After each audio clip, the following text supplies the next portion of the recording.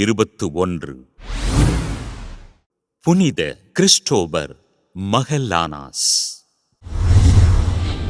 Mexico நாட்டில் டொட்டிஸ் பகுதியில் வாழ்ந்த ரஃபேல் மகல்லானாஸ் ரொமேரோ, கிளாரா ஜாரா சொன்சஸ் தம்பதியினருக்கு கிபி 1869 ஆண்டு ஜூலை 30 நாள் பிறந்தார் கிறிஸ்டோபர் மகல்லானாஸ். தன் பெற்றோரினால் இறைபக்தியோடு வளர்க்கப்பட்ட இவர் ஆண்டவரின் பணிகளை செய்ய விரும்பி கிபி 1888 ஆண்டு குவாடலாஜராவில் இருந்த புனித ஜோஸ் குருத்துவக் கல்லூரியில் சேர்ந்தார்.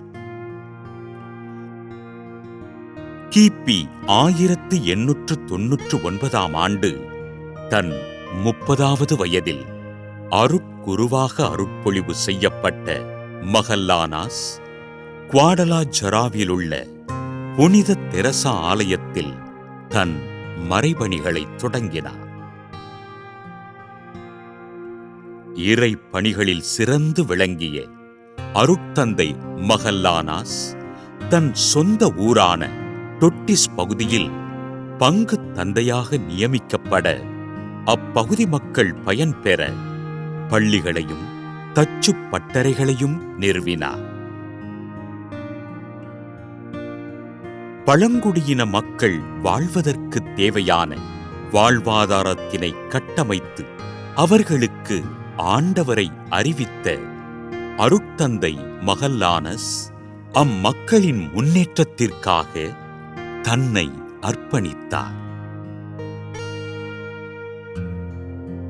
கிபி 1914 ஆண்டு மெக்சிகோ அரசு குவாடலாஜாராவில் செயல்பட்ட குருமடத்தினை மூடிவிட அருட்தந்தை மகல்லானாஸ் தன் பங்கு தளமான டொட்டிஸ் பகுதியில் புதிய குருமடத்தினை திறந்து குரு மாணவர்களை பயிற்றுவித்தார்.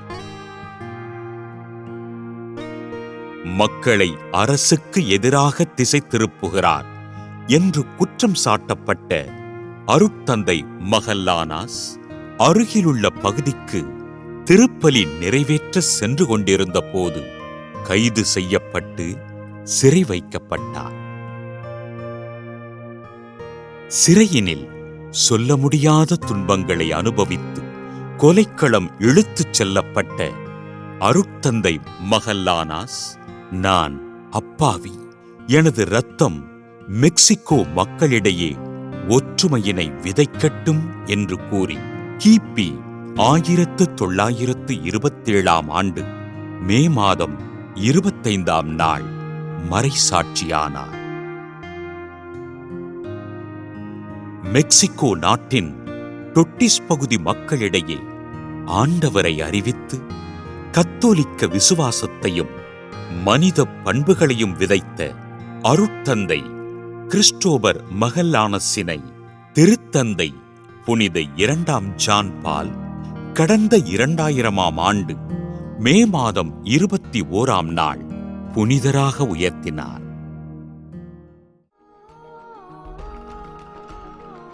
இன்று புனித கிறிஸ்டோபர் மகல்லானாஸ் திருவிழாவினை கொண்டாடுகின்ற நாம் நாட்டில் அமைதியினை குலைக்கின்ற சகோதர சகோதரிகள் மனமாற்றம் அடைய வேண்டுமென்று ஜெபிப்போம்.